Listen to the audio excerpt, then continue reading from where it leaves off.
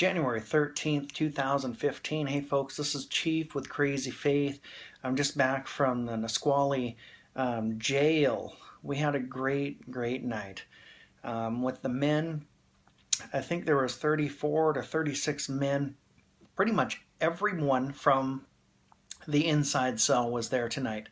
Actually, not pretty much. All of the men from the inside cell were there tonight. And kicking it over there was Fury and Eli's son Josh.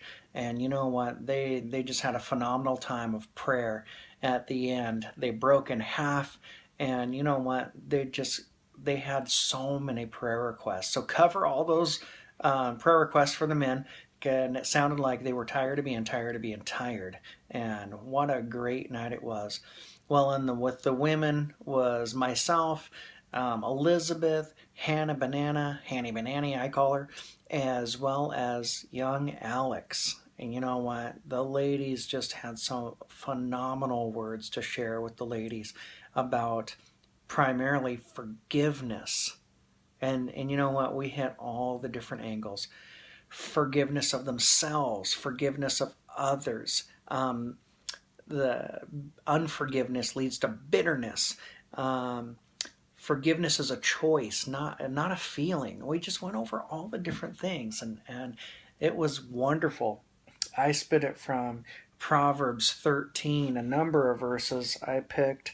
I'm not going to get into all those, but I kicked it over to Psalms 113, verse, 113, verses 7. Go look it up.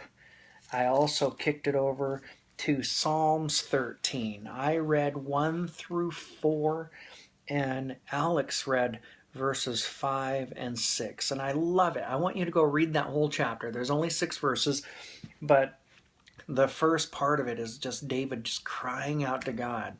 God, have you forgotten me?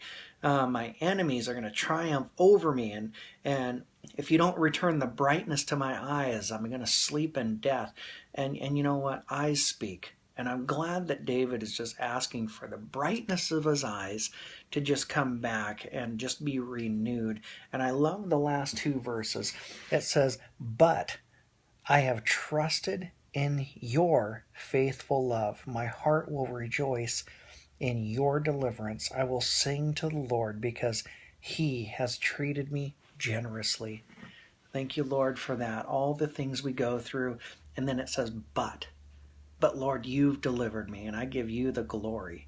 So you know what? If you have things rising up against you, start telling your circumstances who your God is instead of God about your circumstances. I'm not saying don't pray to God about your circumstances, but start telling your God or your circumstances who your God is.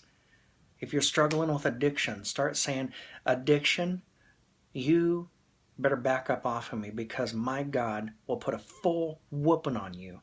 Poverty spirit, you better back up off of me because my God, he has the cattle on 1,000 hills, and he has told me that I am going to have money, finances, like sand on the beach. So claim those things. So go read that. See what you get out of it.